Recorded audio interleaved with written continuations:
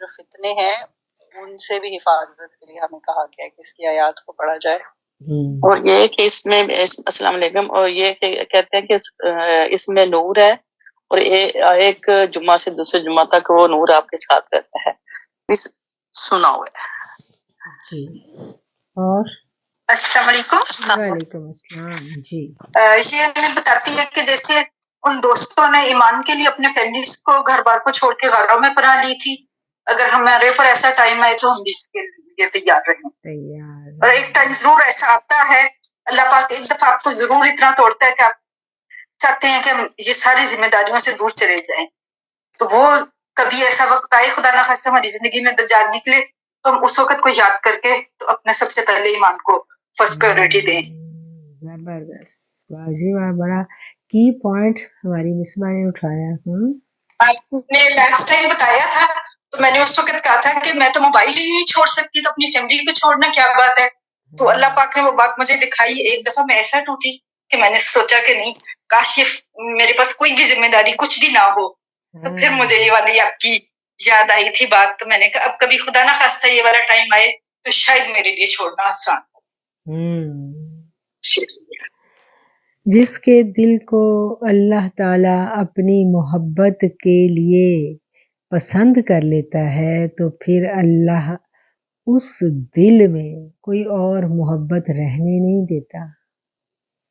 پھر ایک ایک محبت چن چن کر ایسے نکالی جاتی ہے کہ جس سے جتنی شدید محبت ہوتی ہے وہی رشتہ آپ کو اتنا توڑتا ہے کہ بس پھر آپ وہ کہتے ہیں نا، اب نزاع کا عالم ہے، اپنی محبت واپس لو. جب کشتی ڈوبنے لگتی ہے تو بوجھ اتارا کرتے ہیں. پھر انسان اپنی ناؤ کو سنبھالنا چاہتا ہے، وہ ساری محبتیں واپس لوٹا دینا چاہتا ہے.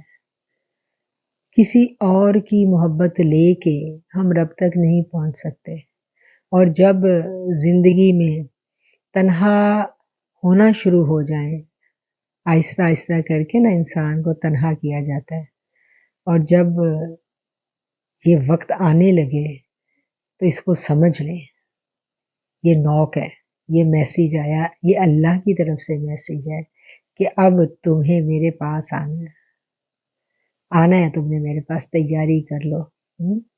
یہ پھر اللہ تیاری کروا رہا ہوتا ہے. اور پھر ایک وقت آتا ہے کہ انسان اتنا زیادہ اپنے رب سے یکسو ہونے میں محظوظ ہونے لگتا ہے، اتنی اس کو یاد الہی میں لذت آنے لگتی ہے کہ وہ انتظار کرتا ہے کہ کب میرا بلاوا آئے اور میں بھاگ کے اپنے رب کے پاس چلا جاؤں.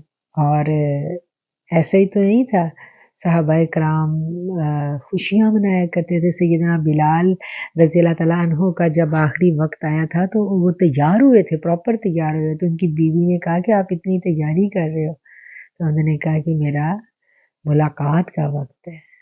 تو یہ ملاقات کا جو دن ہوتا ہے نا، جس دن وصل ہوتا ہے، وہ دن پھر ہم مناتے ہیں نا. بزرگوں کا بھی بی بی کا یوم وصال منانا ہے نا ہم نے، جس کو عرس کہا جاتا ہے. ہم کیوں کہتے ہیں عرس؟ بزرگوں کا عرس مناتے ہیں نا. تو ہم نے کبھی نہیں سوچا یہ اس کو عرس کیوں کہا جائے. شب عروس کون سی ہوتی ہے؟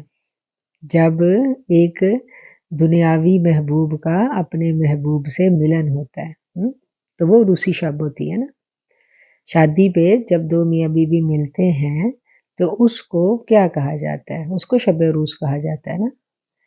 تو جب حقیقی محبت کا ملن ہوگا، جب اس دنیا میں طالب مولا روح اپنے رب کو پہچان لیتی ہے تو پھر وہ اس بدن کے اندر تڑپتی ہے، اتنا بھڑکتی ہے، وہ کہتی ہے کب وہ پکڑو اپنی محبتیں، مجھے جانے دو. پھر اس کو کچھ اچھا نہیں لگ رہا ہوتا. وہ دنیا میں تو رہ رہی ہوتی ہے لیکن وہ دنیا میں نہیں ہوتی. پھر بے نیازی آ جاتی ہے دنیا سے، اور اس وقت تک پہنچنے میں بڑا ٹائم لگتا ہے. اتنی آسانی سے نہیں آتا لیکن آ جاتا ہے. اور اللہ تعالیٰ اس صورت میں جو ہمیں فرماتے ہیں، واقعات جو بیان کر کے ہمیں بتایا گیا حدیث مبارک میں کہ جو شخص یہ صورت پڑھے گا ہر جمعے کو وہ فتنہ دجال سے محفوظ رہے گا۔ تو یہ میری پیاری مصباح بہن نے اس بات کو یاد رکھا، یہ بات پچھلے سال ہم نے ڈسکس کی تھی کہ کیوں محفوظ رہے گا، اس صورت میں ایسا کیا ہے، اس کے الفاظ کی تاثیر ہے، وجہ کیا ہے؟ تو وجہ یہ ہے کہ اس صورت میں جو واقعات بیان کیے گئے ہیں ان واقعات سے ہمیں سبق ملتا ہے کہ وہ جو نوجوان تھے جب وہ ستائے گئے تو انہوں نے کیا کیا، وہ چلے گئے، جا کے غاروں میں پناہ لے لی، انہوں نے دنیا چھوڑ کے وہ چلے گئے۔ اسی طرح جب دجال آئے گا تو کوئی شخص اپنا ایمان نہیں بچا سکے گا، ایون کہ آقا علیہ الصلوۃ والسلام کی حدیث کے الفاظ کا مفہوم ہے کہ اگر کوئی شخص بڑا ایمان والا ایک شخص ہوگا تو وہ کہے گا کہ میں اس کے ساتھ بحث کرتا ہوں اور میں اس کو بتاتا ہوں، اور وہ آگے بڑھے گا اور پھر وہ دجال کے ساتھ بحث کرے گا اور دجال اس کا ایمان بھی سلب کر لے گا۔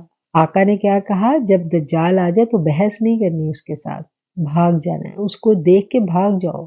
یہ ہمیں نصیحت کی گئی ہے اور یہ نصیحت اس واقعے سے ہمیں سمجھ میں آتی ہے۔ جیسے بہن نے پچھلی دفعہ اس نصیحت کے بارے میں سنا اور آج بھی جب ہم عقل سے سنیں تو ہم کہیں بھئی ایک جب دجال آئے گا تو نہیں، ہم تو اپنی فیملی کے ساتھ ہی رہیں گے اور ایسا تو ویسا، تو اس وقت اگر اللہ اکبر ایمان والا اور نفاق والا، ایمان والا اور بے ایمان اکٹھے نہیں رہ سکیں گے، کیونکہ ایمان والے کو ایمان والے سے تقویت چاہیے ہوتی ہے، اکیلا شخص اپنا ایمان نہیں بچا سکتا۔ ہمارے تن کو آسانی لگی ہوئی ہے نا، ہم کہاں رہ سکتے ہیں مشکلات میں، مشقت ہم سے نہیں برداشت ہوتی، ہم کہیں گے بھئی میں تو بیٹھ کے بغیر نہیں سو سکتی، مجھے تو سب کچھ چاہیے، تو بس ٹھیک ہے اس سب کچھ میں اپنا ایمان بچا لوں گی، اللہ مالک، اللہ دلوں کے بھیج جانتا ہے، میری نیت ٹھیک ہے، بس یہ کہہ کے تو ہم کیا کرتے ہیں۔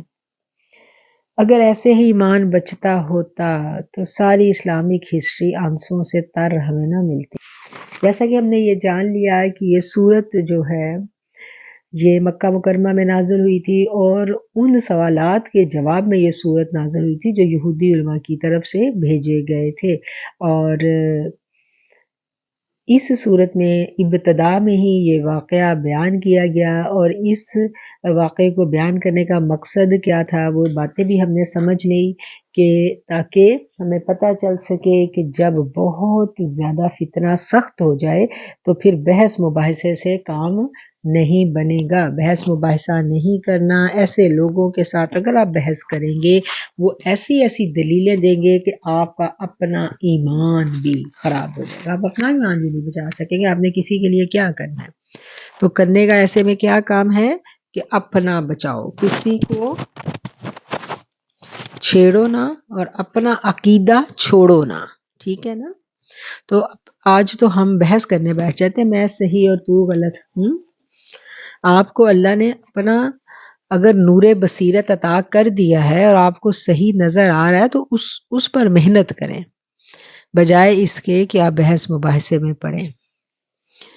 اگر بحثوں سے مسئلے حل ہوتے تو اتنے سارے فرقے نہ ہوتے۔ آج تو مسجدیں لگ گئے ہیں، روزے لگ گئے، ایک ہی شہر میں، ایک ہی شہر ہے نا، اس میں الگ الگ لوگ روزہ رکھ رہے ہیں، کسی کا آج روزہ ہے، کسی کا کل روزہ ہے۔ دلائل دونوں کے پاس بڑے زبردست ہیں، کسی کو روزے کے میسیج کریں تو آگے سے ایسے ایک دلیلوں والا میسیج آپ کو وہ پکڑا دیتے ہیں، اور جب آپ جن کو فالو کریں آپ ان سے کہیں تو وہ آپ کو اپنی دلائل کا میسیج دے دیتے ہیں، تو پھر بتائیں فیصلہ کہاں سے ہونا ہے۔ سورت کا آغاز ہوتا ہے اللہ تعالیٰ کی کلام کی شان بیان کی گئی ہے، تمام تعریفیں اللہ کے لیے ہیں جس نے یہ کتاب نازل فرمائی اور اس کتاب میں ایمان والوں کے لیے خوشخبری ہے۔ وَيُبَشِّرَ الْمُؤْمِنِينَ الَّذِينَ ایمان والوں کے لیے خوشخبری ہے اور جنہوں نے نیک عمل کیے ان کے لیے عمدہ جزا ہے۔ آگے آ جاتی ہے جی دعا آیت نمبر 10. آیت نمبر 10 میں ایک دعا ہے اور یہ بڑی پیاری دعا ہے. یہ وہ دعا ہے جو اصحاب کہف نے مانگی تھی جب وہ غار میں پناہ گزین ہوئے تھے، اور اس دعا کی تاثیر کتنی زبردست تھی کہ اللہ نے ان کا نام بھی آج تک زندہ رکھا ہوا ہے. ربنا آتنا من لدنک رحمہ، اے اللہ تو ہمیں اپنی جانب سے رحمت عطا فرما اور ہمارے لیے اس ہدایت والے کام میں رحمت فراہم کر دے. تو یہ وہ دعا ہے جو انہوں نے مانگی تھی، اور یہ دعا ہمیں بھی مانگتے رہنا چاہیے. کسی بھی کام کو کرنے سے پہلے، کوئی بڑا فیصلہ کرنے کے وقت کوئی دو رستے ہیں، ایک کا انتخاب کرنا ہے، اس کے وقت کہیں ہم نے موو ہونا ہے نئی جگہ، تو وہاں جب ہم جا کے اترے تو سب سے پہلے یہ دعا ہم پڑھیں نہیں بلکہ یہ دعا مانگیں، تو اللہ تعالیٰ اس سرزمین کو آپ کے لیے رحمت والی جگہ بنا دے گا. یہ ایک خوبصورت دعا ہے، خوبصورت تاثیر کی حامل ہے، اس لیے میں نے کہا کہ یہاں پر اس کو میں بیان کر دوں. اور ایک اگلا سبق جو ہمیں اس صورت سے ملتا ہے وہ یہ ہے کہ یہود جو تھے نا وہ بحث کیا کرتے تھے کہ کتنے لوگ تھے صحابہ کہف، کتا اگر وہ 7 تھے تو 8واں کتا تھا، تو اس طرح کی فضول بحث. اب آپ مجھے بتائیں کہ ان کی تعداد کتنی تھی، اس پر بحث کرنے کا کیا فائدہ؟ کوئی فائدہ نہیں ہے. ہم بھی آج دیکھتے ہیں نا، ہمارے ہاں بھی لوگ فضول باتوں پہ بحث کرتے ہیں، ایسے ایسے سوال جن کا اپنی زندگی کے عمل سے کوئی تعلق نہیں ہے. جو آپ زندگی گزار رہے ہیں اس سے اس سوال کا کوئی واسطہ ہی نہیں ہے. صرف ذہن میں کیا کہنا چاہیے خلجان پیدا ہوتا ہے، آپ کا فوکس خراب ہوتا ہے، آپ کا ٹائم ضائع ہوتا ہے، اور ایسا سوال ہوتا ہے. وہ سوال جو ہے نا فضول تو کرنا ہی نہیں چاہیے، اور وہ سوال کریں جس کی ضرورت ہے. اور میں جب اس صورت کو پڑھتی ہوں تو میں کہتی ہوں دیکھو وہ یہودی اس بات پہ اتنی بحث کیا کرتے تھے، وہ اتنے تھے تو وہ اتنے تھے، تو اچھا پوچھو اپنے پیغمبر سے پوچھو وہ کتنے تھے. تو میرے رب نے بھی نہیں بتایا وہ کتنے تھے. میرے رب نے کہا میں نہیں بتا رہا کہ ایگزیکٹ تعداد ان کی کتنی تھی. اللہ نے کہا بھئی جب اس کو اب بتانا مناسب ہی نہیں ہے، یعنی ضروری نہیں ہے، جس چیز کی ضرورت ہے، جو فوکس ہے اس سارے واقعے میں سے، جو سبق ہے اس کو لینا ہے، جو ہدایت اس واقعے میں پنہا ہے اس گوہر اس موتی کو اٹھانا ہے، نہ کہ اس کی باقیات میں چلنا شروع ہو جائیں اور اس بات پہ بحث شروع ہو جائے. اسی لیے اسی طرح زندگی میں جب ہم قرآن پڑھیں، دین کا علم حاصل کریں، حدیث ہم تک پہنچے، تو اس میں جو پیغام ہے اس پر فوکس کریں، نہ کہ ادھر ادھر کی باتوں پر ہم سوال اٹھائیں. ٹھیک ہے؟ تو یہ سبق ہمیں کس نے دیا؟ یہ سبق ہمیں قرآن نے سکھایا ہے. قرآن ان کی ایگزیکٹ تعداد نہیں بتا رہا. کیوں نہیں بتا رہا؟ تاکہ اس سے ہماری تربیت ہو، ہمیں پتہ چلے کہ جس چیز کی ضرورت نہیں ہے اس کا جاننا بھی ضروری نہیں ہے. آگے ہے جی 23 نمبر اور 24 نمبر آیت. 23-24 نمبر آیت جو ہے اس میں ہم دیکھتے ہیں کہ انشاءاللہ کہنا کیوں ضروری ہے. اور یہ انگوروں کے جو باغ کا ایک مالک تھا اس کا قصہ بیان کیا گیا ہے، اور وہ پھل توڑنے جا رہا تھا. اور اس پورے قصے میں ہمارے لیے کیا سبق ہے ہم نے یہ دیکھنا ہے. اس پورے واقعے میں ہمارے لیے جو سبق ہے ہم نے اس کو اٹھانا ہے. اور وہ سبق کون بتائے گا مجھے؟ ہم نے پچھلے سال ڈسکس بھی کیا تھا اس سبق کو، یاد ہے کسی کو؟ وہ لوگ بڑے مزے سے جا رہے تھے نا توڑنے کے لیے اپنے باغ سے پھل، اور انہوں نے کیا کہہ رہے تھے ایک دوسرے کو کہ کسی غریب غربا کو پتہ نہ چل جائے.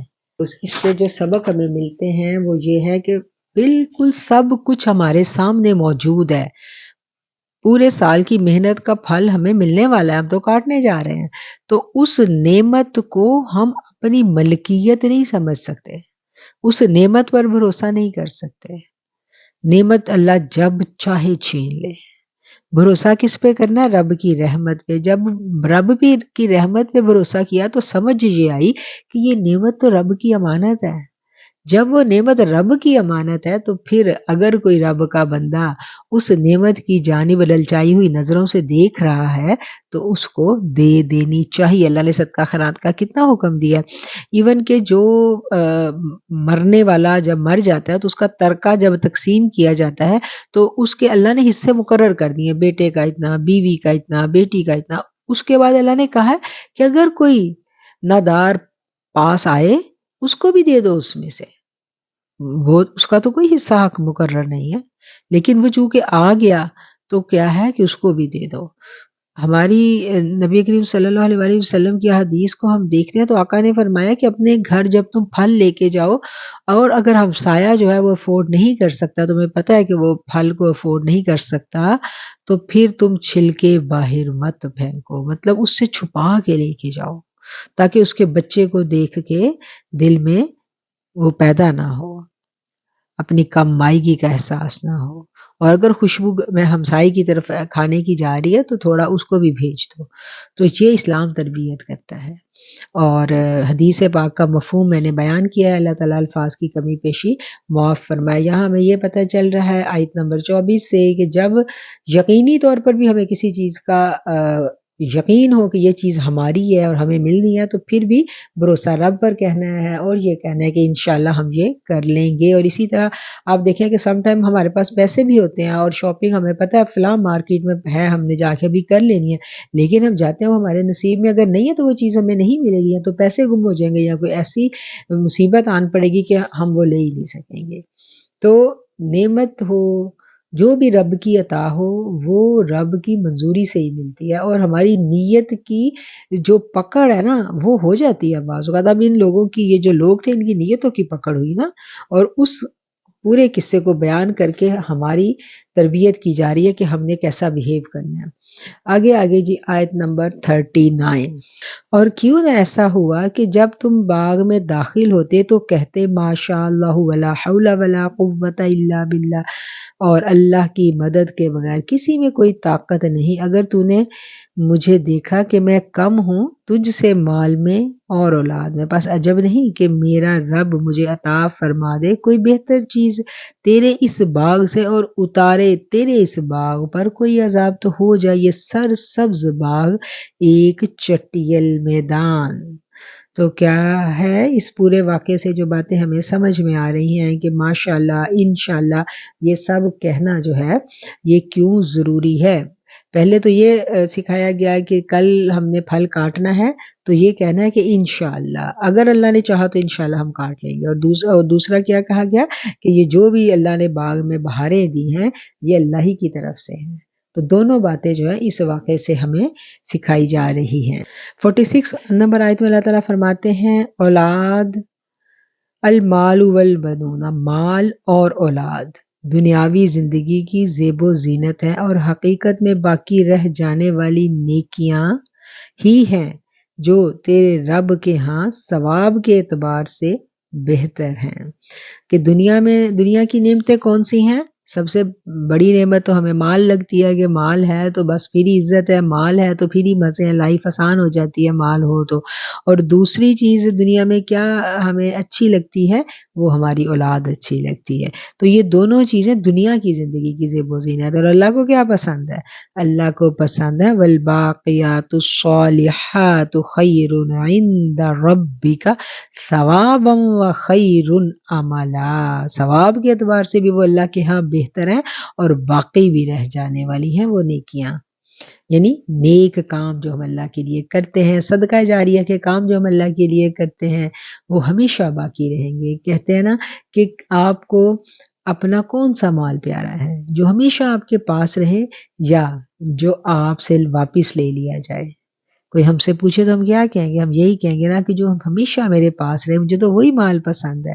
تو جو ہمیشہ میرے پاس مال رہ سکتا ہے وہ وہی ہے جو میں نے اللہ کو دے دیا۔ جب میں نے اللہ کو دے دیا تو پھر اللہ نے اس کو پریزرو کر لیا، پھر اللہ اس دنیا میں بھی اس کا بدلہ دیتا ہے، اور آخرت میں پھر کئی گنا بڑھا کے وہ ہمیں عطا کیا جاتا ہے۔ تو باقیات الصالحات کیا ہے؟ باقیات الصالحات نیک کام ہے، اللہ کی راہ میں جو ہم خرچ کرتے ہیں وہ ہیں نیکی کی ترغیب کے کام، تبلیغ کے کام، یہ سارے کے سارے کام جو ہے نا وہ باقیات الصالحات میں آ جاتے ہیں۔ یہاں انسان کو ایک دفعہ پھر وَقَانَ الْإِنسَانُ أَكْثَرَ شَيْءٍ جَدَلًا، اور انسان ہر چیز سے بڑھ کر جھگڑالو ہے۔ انسان کی صفت بیان کی جا رہی ہے کہ ہم کیسے ہیں۔ وَمَا مَنَعَ النَّاسَ أَن يُؤْمِنُوا، اور کس چیز نے روکا ہے لوگوں کو اس بات سے کوئی ایمان لے آئے، جب آ گئی ان کے پاس ہدایت کی روشنی، جب ہمیں پتہ چل گیا، قرآن ہم نے پڑھ لیا، ہمیں پتہ چل گیا کہ یہ وہ کام ہے جو کرنے ضروری ہیں، تو پھر اللہ پوچھتا ہے کہ جب یہ روشنی تم تک پہنچ گئی ہے، کتاب پہنچ گئی ہے، احکامات پہنچ گئے ہیں، تو پھر کون سی چیز ہے جو مانے ہے، جو روک رہی ہے اس پر عمل کرنے سے؟ وَيَسْتَغْفِرُوهُ، اور چاہیے کہ رب سے مغفرت طلب کریں، إِلَّا أَن تَأْتِيَهُمْ سُنَّةُ الْأَوَّلِينَ، اپنے رب سے یہ کہ وہ منتظر ہیں کہ آئے ان کے پاس اگلوں کا دستور، یا آئے ان کے پاس عذاب طرح طرح سے۔ تو اس آیت کا جو مفہوم ہے وہ یہ ہے کہ جب انسان کے پاس ہدایت پہنچ جائے تو پھر اس کو اس پر ایمان لے آنا چاہیے، اور اللہ کہتا ہے کہ اگر تم نہیں لے کے آ رہے ہو تو اس میں کیا وجہ ہے، کیا چیز مانے ہے، اور تمہیں یہ چاہیے کہ تم وَيَسْتَغْفِرُوا رَبَّهُمْ، تم اپنے رب سے مغفرت طلب کرو اور انتظار کرو۔ اللہ پوچھتا ہے کہ اگر یا تو تم اللہ سے توبہ کرو اور دائرہ اسلام میں پورے کے پورے داخل ہو جاؤ، یا پھر جو پہلے لوگوں کے ساتھ ہوا اس چیز کا انتظار کرو گے۔ پہلے لوگوں کے ساتھ کیا ہوا تھا؟ ان کے اوپر اللہ کا عذاب آتا تھا، اور جب عذاب آتا تھا تو پھر وہ عذاب کو دیکھ کے کہتے تھے کہ اللہ ہم ایمان ہے، تو پھر اللہ اس وقت نہیں مانتا، اللہ یہ پہلے پہلے ہی اللہ تعالیٰ مانتا ہے، پہلے پہلے ہی کہتا ہے میری بات سن لو، مان جاؤ، لوٹ آؤ۔ اور ہم نے نہیں بھیجے رسول مگر مژدہ سنانے والے، ڈرانے والے، اور جھگڑتے ہیں کافر بے سر و پا دلیلوں کی آڑ لے کر، تاکہ وہ مٹا دیں اس چیز سے حق کو، اور بنا لیا ہے انہوں نے ہماری آیتوں کو جن سے وہ ڈرائے گئے تھے ایک مذاق۔ اور جب میں اس طرح کی آیتیں پڑھتی ہوں تو مجھے لگتا ہے یہ آج ہی نازل ہو رہی ہیں، آج بالکل ہم اسی دور سے گزر رہے ہیں کہ جہاں ہم دین کے اندر اگر پورے کا پورا داخل ہونے کی بات کرتے ہیں یا کوشش کرتے ہیں تو ہمارا مذاق بنا لیا جاتا ہے، اور اللہ تعالیٰ ہمارے لیے دین پر چلنا آسان کرے، آمین ثم آمین۔ آیت ہے جی 58، وَرَبُّكَ الْغَفُورُ ذُو الرَّحْمَةِ، اور آپ کا پروردگار تو بڑا بخشنے والا، بڑی رحمت والا ہے۔ کتنی پیاری آیت آگے، ابھی تھوڑا سا دل ڈرا تھا نا، دل سہم گیا تھا کہ ہم تو پورا عمل ہی نہیں کر پا رہے ہیں، اور اگر عمل کرتے ہیں پورے کا پورا داخل ہونے کی کوشش کرتے ہیں، تھوڑا سا تو کر رہے ہیں لیکن زیادہ کوشش کرتے ہیں تو ارد گرد والے سوسائٹی، معاشرہ، وہ سب ہمارے آڑے آ جاتے ہیں۔ تو میرا رب کیا کہہ رہا ہے کہ بخشش مانگو، بخشش مانگو، میں بخش دوں گا، میں بڑی رحمت والا ہوں۔ تو گویا ہم نے اللہ کو پکڑے رکھنا ہے، کوتاہیاں کمیاں وہ معاف کر دے گا انشاءاللہ۔ آگے آ جاتا ہے جی آیت نمبر 60 سے ہم جاتے ہیں، 60 نمبر آیت سے آ جاتا ہے حضرت موسیٰ علیہ السلام کا اور حضرت خضر علیہ السلام کا قصہ پورے کا پورا آپ سن چکے ہیں، اور اس واقعے سے ہم نے کیا سیکھا؟ اس واقعہ میں جو ہمارے لیے لرننگ کی چیزیں ہیں ہم ان کو دیکھیں گے کہ وہ کون کون سی ایسی باتیں ہیں جو ہمیں اس واقعہ سے ملتی ہیں۔ حضرت موسیٰ علیہ السلام جو ہیں ایک دفعہ کہیں خطبہ دے رہے ہوتے ہیں، اور آپ سے کوئی سوال کرتا ہے آپ کا امتی کہ کیا آپ سے بھی زیادہ کوئی اس وقت دنیا میں علم والا ہے؟ ظاہری بات ہے وہ اپنے وقت کے نبی تھے، اور نبی بھی اللہ کے بڑے برگزیدہ جن سے اللہ ہم کلام ہوتا تھا، تو انہوں نے کہا کہ ہاں میں تو اس وقت سب سے زیادہ علم والا ہوں، تو میرے سے بڑھ کے تو کوئی علم والا نہیں ہے۔ تو اس پر مفسرین لکھتے ہیں کہ اللہ تعالیٰ نے حضرت موسیٰ علیہ السلام کو پکڑ لیا اور پکڑا، اور پھر اللہ نے کہا کہ تم سے بھی زیادہ بڑھ کر علم والے میرے بندے اس دنیا میں موجود ہیں۔ تو موسیٰ علیہ السلام نے کہا کہ اے اللہ پھر مجھے بھی اس بندے سے ملوا۔ تو اللہ نے کہا ٹھیک ہے، چلو نکلو سفر پر، تمہیں وہ بندہ مل جائے گا۔ اور پھر ان کو اللہ تعالیٰ نے نشانی بتائی کہ اس جگہ جہاں پر دو دریا ملتے ہوں گے، جب تم وہاں پر پہنچو گے تو وہاں تمہیں وہ بندہ مل جائے گا۔ اور موسیٰ علیہ السلام جو ہیں وہ اپنے ساتھ اپنے ساتھی کو لے کے چل پڑتے ہیں، اور جب وہ جاتے ہیں اس جگہ جہاں انہیں حضرت خضر علیہ السلام ملتے ہیں تو پھر دونوں میں گفتگو ہوتی ہے۔ موسیٰ علیہ السلام جو ہیں ان سے کہتے ہیں کہ آپ مجھے ساتھ رکھ لیجئے، وہ کہتے ہیں کہ آپ تو میرے ساتھ رہ نہیں سکو گے، کیونکہ جو میں کروں گا اس کے اوپر آپ صبر نہیں کر سکو گے۔ تو موسیٰ علیہ السلام نے کیا کہا؟ موسیٰ علیہ السلام نے کہا کہ نہیں، میں صبر کروں گا، آپ مجھے رکھیں اپنے ساتھ۔ تو یہ مکالمہ جو ہے ان کے درمیان ہوتا ہے۔ تو یہ والا پورے کا پورا واقعہ جو ہے یہاں پر بیان کیا گیا ہے۔ آیت نمبر 60 سے یہ واقعہ شروع ہوتا ہے۔ فَوَجَدَ عَبْدًا مِّنْ عِبَادِنَا آتَيْنَاهُ، تو انہوں نے پا لیا ہمارے اس بندے کو جسے ہم نے عطا فرمائی تھی اپنی رحمت سے۔ آتیناہ رحمتم، انہوں نے اس بندے کو پایا جس کو ہم نے اپنی رحمت عطا فرمائی تھی، اور اس کو ہم نے اپنے پاس سے ایک خاص علم عطا کیا تھا۔ وعلمناہ من لدنا علما، ہم نے اس کو ایک خاص علم عطا کیا تھا، اور یہ وہ علم ہے جس کو علم لدنی کہا جاتا ہے، اور یہی وہ علم ہے جس کو اللہ چاہے عطا کرتا ہے۔ یہ جو علم لدنی ہے یہ اپنی کوشش سے نہیں ملتا، یہ اللہ کی عطا سے ملتا ہے، اور جتنا اللہ چاہے اتنا ملتا ہے۔ اور علم لدنی جو ہے اس کا اور تصوف والوں کا چولی دامن کا ساتھ ہے، اور جو دوسرا مکتبہ فکر ہے وہ علم لدنی کی نفی کرتا ہے، اور اس بارے میں پھر بحث اور تکرار جو ہے وہ شروع ہو جاتی ہے۔ لیکن علم لدنی جو ہے، جو خاص علم ہے، اس کا ثبوت وہ کہتے ہیں لے کے آئیں، تو اس کا ثبوت جو ہے تصوف والے وہ ان آیات سے لیتے ہیں۔ آیت ہے جی 65، اور اس کے بعد قال لہ موسیٰ، کہا اس بندے کو موسیٰ علیہ السلام نے، کیا میں آپ کے ساتھ رہ سکتا ہوں بشرط یہ کہ آپ بھی مجھے سکھائیں وہ علم جو آپ کو عطا کیا گیا ہے۔ اس بندے نے کہا اے موسیٰ، آپ میرے ساتھ رہیں گے تو آپ صبر کی طاقت نہیں رکھتے، لن تستطیع، ہرگز نہیں استطاعت رکھتے، معی الصبر، صبر کی، وکیف تصبر، اور آپ صبر کر بھی کیسے سکتے ہیں، علی ما لم تحط بہ خبرا، اس بات پر جس کی آپ کو خبر ہی نہیں ہے۔ اچھا، اب یہ والی آیت جو ہے نا 68 نمبر آیت، یہ بھی بڑی امپورٹنٹ آیت ہے کہ صبر اسی وقت آپ کر سکتے ہیں جب آپ کو پتا ہو۔ جب آپ کو حقیقت کا علم نہیں ہے تو پھر آپ صبر بھی آپ کے لیے مشکل ہوتا ہے۔ اب یہ پورا واقعہ آپ لوگوں نے سن لیا ہے تلاوت میں۔ اس پورے واقعے میں ہم نے دیکھا کہ وہ جو کچھ بھی حضرت خضر علیہ السلام کر رہے تھے وہ سب مطلب ماورائے عقل تھا، لیکن چونکہ ان کو خاص بصیرت عطا کی گئی تھی، اس وجہ سے ان کو پتا تھا آگے کیا ہونے والا ہے، وہ حفظ ما تقدم کے طور پر پہلے ہی وہ سب کچھ کر رہے تھے۔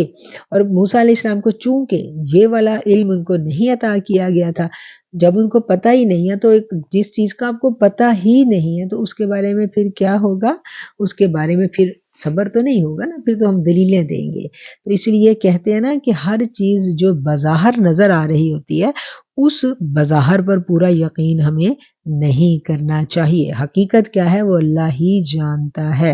اور اس واقعے سے اور جو سبق ہمیں ملتا ہے وہ یہ ہے کہ اللہ تعالیٰ کی جہاں پر ظاہری دنیا کا ایک سسٹم کام کر رہا ہے، اسی طرح ایک باطنی نظام بھی ہے، ایک روحانی سسٹم بھی پیرالل چل رہا ہوتا ہے، جہاں ظاہری دنیا میں پوری فورسز کام کر رہی ہیں، اللہ کے پورے بندے کام کر رہے ہیں، اسی طرح ایک روحانی دنیا بھی ہے جہاں پر اللہ کے کچھ خاص بندے جن کو خاص قسم کی اللہ تعالیٰ نے صلاحیتیں دی ہوئی ہیں، خاص خوبیوں سے ان کو نوازا ہوا ہے، وہ کام کر رہے ہوتے ہیں۔ اس کے علاوہ جو ہم روزانہ صبح و شام حفاظتی اذکار پڑھتے ہیں، جو کہہ دیا گیا ہمیں کہ ہم آیت الکرسی پڑھیں گے تو ہماری صبح سے شام تک حفاظت ہوگی، تو وہ کیسے حفاظت ہوتی ہے؟ وہ ایسے حفاظت ہوتی ہے کہ اللہ تعالیٰ ایک فرشتہ مقرر کر دیتا ہے جو ہمارے ساتھ رہتا ہے اس وقت تک، اس کی جتنا ٹائم ڈیوریشن بتا دیا گیا حدیث میں، تو اتنی دیر وہ فرشتے کی وہاں ڈیوٹی ہوگی۔ اور پھر اگر کبھی خدا نخواستہ ہم کسی ایسی مصیبت میں پڑ جاتے ہیں تو اللہ تعالیٰ ہمیں تنہا نہیں چھوڑتا. وہی جو اللہ کی مخلوق ہے جو ہمیں نظر نہیں آ رہی ہوتی، وہ ظاہری صورت میں آ کے ہماری مدد کر جاتی ہے. ہمارے ساتھ بہت سارے لوگوں کے ساتھ اس طرح کے عجیب و غریب واقعات زندگی میں ہوئے ہوتے ہیں کہ جن کو عقل نہیں مانتی. ہم کہیں ایسے پھنسے، کہیں ایسا ہمارے ساتھ ہوا اور پھر ہم ایسے بچا لیے گئے کہ ہم آج بھی سوچے تو ہم کہتے ہیں یہ واقعہ میرے ساتھ کیسے ہو گیا، یہ کہاں سے مدد آ گئی، یہ کون سی مخلوق تھی جس نے ہماری مدد کی. اور خواجہ خضر علیہ السلام کی تو ڈیوٹی جو ہے نا، وہ کہتے ہیں قیامت تک رہنی ہے. ان کے بارے میں ہمیں ملتا ہے احادیث میں کہ جب حضرت خواجہ خضر علیہ السلام کے بارے میں آقا علیہ السلام سے پوچھا گیا تھا تو انہوں نے بتایا تھا کہ حضرت خواجہ خضر علیہ السلام اور حضرت الیاس علیہ السلام یہ دو پیغمبر ایسے ہیں کہ جو حیات ہیں اور جو زندہ رہیں گے، اور یہ اللہ کے بندوں کی ہیلپ جو ہے وہ کرتے رہتے ہیں. اور آپ دیکھیں کہ جن کی بھی انہوں نے ہیلپ کی ان کے والدین کی نیکیاں تھیں. وہ جو دیوار گرنے جا رہی تھی، وہ جو کشتی بچنی تھی، وہ ساری کی ساری کیا تھا، وہ والدین نیک تھے. وہ جو بچہ قتل کیا اس کے بھی والدین نیک تھے. تو نیک والدین جو ہوتے ہیں نا، ان کی اولاد کو اللہ سرفراز ضرور کرتے. تو اگر کبھی بظاہر ہمیں ایسا لگے بھی تو ہمیں پریشان نہیں ہونا چاہیے. کیوں نہیں ہونا چاہیے؟ اس لیے کہ بھروسہ رب پر ہے. اولاد کو ہم تروڑ مروڑ کر نیکی پر نہیں لا سکتے، دل اللہ کے اختیار میں ہے. اگر آج ہمیں لگ رہا ہے کہ وہ اس معیار پر نہیں ہے جس پر ہم چاہ رہے ہیں، تو ہماری دعائیں رنگ لائیں گی. بھروسہ اللہ پر رکھیں، یقین اللہ پر رکھیں. رمضان المبارک کا مہینہ ہے، کوشش کریں کہ تہجد پہ اٹھ کے ہم اپنے بچوں کے لیے زیادہ سے زیادہ دعائیں کریں. اس کے بعد ذوالقرنین کا واقعہ آ جاتا ہے، اور پھر یاجوج ماجوج کا قصہ آ جاتا ہے. اور سورت کے آخر میں ہم دیکھتے ہیں بڑی امپورٹنٹ آیت ہے جی سورت کی، جو آخری آیت ہے جس میں کہا گیا کہ یہ وہ والی آیت ہے جس پر جو مختلف مکاتب فکر ہیں وہ ایک دوسرے سے خوب بحث مباحثہ کرتے ہیں. لیکن اگر ہم اس آیت کو اچھا سا سمجھ لیں تو بحث کی کوئی گنجائش نہیں رہتی. اچھا، ہم یہ بات شروع سے جب سے ہم نے قرآن پڑھنا شروع کیا ہے، ہم اس بات کو بار بار دہرا رہے ہیں کہ ایک آیت جو ہے اس کو سمجھنے کے لیے، اس سے حتمی اصول یا فیصلہ کرنے کے لیے ہمیں اسی موضوع سے متعلق قرآن کی دوسری آیات کو دیکھنا پڑتا ہے. ایک آیت کو پکڑ کے فائنل ڈیسیژن نہیں ہو سکتا. باقی تمام آیات دیکھی جائیں گی، پھر ان کو سامنے رکھ کے اصول بنایا جائے گا. اور اسی بات پر اسلامی فقہ کی بنیاد ہے. اسلامی فقہ کیا ہے؟ یہی ہے نا علم فقہ، کہ ایک موضوع کے اوپر ساری آیات کو اکٹھا کیا جاتا ہے، پھر اس سے متعلق ساری احادیث کو اکٹھا کیا جاتا ہے، اور پھر اس پر استدلال کر کے ایک مسئلہ اخذ کیا جاتا ہے. اور یہاں جو اللہ تعالیٰ فرما رہے ہیں قل انما انا، ان کو کہہ دیجئے کہ بے شک میں بشر مثلکم، بشر ہوں تمہاری طرح کا. اب یہ جو ہے نا بشر اور نور کا جھگڑا یہاں سے شروع ہو جاتا ہے. کیا عقل سے ہم سوچیں تو اس آیت سے ہم یہ استدلال لے سکتے ہیں کہ آقا علیہ السلام خدا نہ خواستہ میرے یا آپ کے جیسے تھے؟ ایسا نہیں ہے. اس کے ظاہری الفاظ کو پکڑ کے اصول نہیں نکالا جا سکتا. ہم اس کے اصول کو، اس کی آیت کی جو بیس ہے اس کو سمجھنے کے لیے جتنی بھی نبی کریم صلی اللہ علیہ وسلم کے بارے میں قرآن میں آیات ہیں ہم ان کو دیکھیں گے. اور میرے آقا تو ہاتھ سے مٹھی سے انہوں نے ریت پھینکی تھی، کنکریاں پھینکی تھی نا بدر میں، تو میرے رب نے کیا کہا تھا؟ وہ تمہارا ہاتھ نہیں تھا، وہ میرا ہاتھ تھا. تو آج میں اور آپ ہم پتھر سے کنکریاں پھینکیں تو کیا وہ رب کا ہاتھ ہو جائے گا؟ اور اس کنکریوں کے بارے میں جو وہاں پر عینی شاہدین تھے، ایون کہ جو کفار تھے، وہ بھی کہتے ہیں کہ وہ ایسی ریت تھی کہ ایک ایک کافر جو رینج سے بھی دور تھا اس کی آنکھوں میں بھی گئی، وہ بھی تکلیف میں مبتلا ہوا. آپ نے تو ایسے پھینک کوئی نشانہ نہیں، چلو جو سامنے آیا اس کے تو گئی، تو اللہ نے اس کو وہاں پہنچایا جہاں جہاں کافر موجود تھا اس لشکر کا. تو وہ مطلب آپ کی صلاحیتیں، آپ کی ذات اقدس کی ماورا خوبیاں، آپ کے معجزات، آپ نے اشارہ کیا چاند 2 ٹکڑے ہو گیا، میری اور آپ کی انگلی سے ہو سکتا ہے؟ تو پھر اس آیت سے یہ دلیل ہم کیسے لے سکتے ہیں؟ نہیں لے سکتے۔ یہ گمراہ کن عقائد ہیں کہ یہ سوچنا، ان کو سمجھنے کے لیے حقیقت محمدی صلی اللہ علیہ وآلہ وسلم کو سمجھنا آسان نہیں ہے۔ یہاں جو مطلب ہے وہ یہ ہے کہ ظاہری لبادے میں، یعنی اب دنیا میں اگر نبی موجود ہیں تو دنیا میں اگر انسان بستے ہیں تو اللہ نبی بھی انسانوں میں سے بھیجے گا نا، تو یہاں یہ مراد ہے کہ یہ انسانوں کی دنیا ہے تو نبی صلی اللہ علیہ وآلہ وسلم جو ہے وہ انسان کے لبادے میں بھیجے گئے۔ تو میرا رب تو کہہ رہا ہے کہ یہ تمام جہانوں کے لیے رحمت ہے، رحمت للعالمین۔ تو یہ تو ایک عالم ہے، تو جو اتنے سارے اور جہان ہیں وہاں پر آپ رحمت کیسے ہو گئے؟ وہاں پر آپ کا وجود ایگزسٹ کر رہا ہے، وہ عالم کیسے ہیں؟ ان عالمین کی حقیقت کیا ہے؟ میں اور آپ تو ان عالمین کی حقیقت ہی نہیں جانتے کہ وہ کیسی جگہیں ہیں، وہ کیسی دنیا ہیں۔ کجا ہم یہ سوچ لیں کہ وہاں پر کوئی سراپا رحمت ہے، تو ذرا تفکر کریں تو ساری بات خود بخود سمجھ میں آ جاتی ہے۔ اس میں بحث مباحثے کی گنجائش رہتی ہی نہیں ہے۔ بس اللہ سے دعا مانگنی چاہیے کہ اللہ ہمیں وہ بصیرت عطا فرما دے، اور آگے جو کہا گیا ہے کہ میری طرف وحی کی جاتی ہے اور تمہارا خدا صرف اللہ ہی ہے۔ اچھا، یہ بات بڑی امپورٹنٹ ہے کہ نبی خدا نہیں ہے۔ یہ کانسیپٹ ہر انسان کا، ہر مسلمان کا کلیئر ہونا چاہیے کہ نبی خدا نہیں ہے، خدا صرف ایک ہے، وحدہ لا شریک، وہی رب ہے، وہی اللہ ہے۔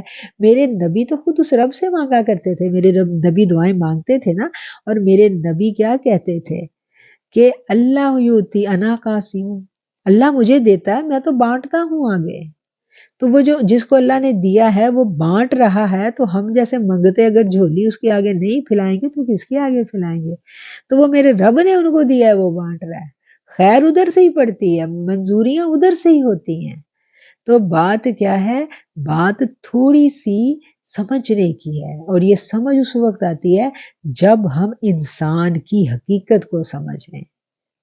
انسان صرف جسم نہیں ہے، روح اور جسم دو چیزیں ہیں۔ باڈی کی تو ساری ضروریات ہم جانتے ہیں، اس کی صلاحیت بھی جانتے ہیں، تو روح کی ضرورت کیا ہے اور روح کی صلاحیت کیا ہے وہ ہم نہیں جانتے۔ اس پر ضرورت ہے محنت کرنے کی، اس کو جان لیں گے جب، تو پھر ایسی باتیں، ان پر جھگڑنا ہم در ہوئے اتنا ہی نہیں سمجھیں گے۔ ہم جہاں یہ بحث ہو رہی ہوگی ہم وہاں بیٹھنا بھی پسند نہیں کریں گے، ہم کہیں گے ان کو پتہ ہی نہیں ہے کہ حقیقت محمدی دراصل کیا ہے۔ جب جن کو شعور ہی نہیں ہے ان کے ساتھ ہم کیا بات کریں؟ اب ایک بندہ ہے اس کو پتہ ہی نہیں ہے کہ بجلی کیسے کام کرتی ہے، تو اس کو آپ جا کے کہیں کہ دیکھیں جی لائٹ جو ہے وہ کہیں اور سے آتی ہے ہمارے گھر، اور ہمارے گھر میں جگمگ ہو جاتی ہے، اور ہمارے گھر میں سب اتنی ساری ڈیوائسز چلتی ہیں، تو ایک بندہ جو کسی ایسی جگہ رہتا ہے جہاں بجلی کا وجود ہی نہیں ہے تو وہ تو مانے گا نہیں، وہ تو بحث کری جائے گا، ایسے ہو ہی نہیں سکتا۔ یہ موبائل کو دیکھ لیں، ٹیکنالوجی کو دیکھ لیں، جس کو علم ہی نہیں ہے اس نے کیا بحث کرنی؟ ہمیں دیکھیں نا آج یہ ٹیکنالوجی، یہ جو فون میں نئے نئے سسٹم آتے ہیں، ہمارے بچے ہمیں سمجھاتے ہیں تو ہمیں نہیں سمجھ آتی، ہم کہتے ہیں ہمیں نہیں سمجھ آ رہی، بس ٹھیک ہے، ہمیں جو ہمارے کام کی چیز ہے صرف وہ سکھا دو، باقی ٹھیک ہے، ہم نے اس کی پوری سائنس پڑھ کے کیا کرنی ہے؟ تو جب ہم نے اپنی سائنس کو نہیں پڑھا، اپنی روح کی سائنس کو نہیں پڑھا، اپنی کیمسٹری کو نہیں پڑھا، اپنے بدن، جسم، روح، قلب، کسی کی حقیقت کو ہم نہیں جانتے، تو ہم اتنے بڑے بڑے دعوے اور اتنی بڑی بڑی ہستیوں پر انگلیاں اٹھانے بیٹھ جائیں، یہ کیسے ممکن ہے؟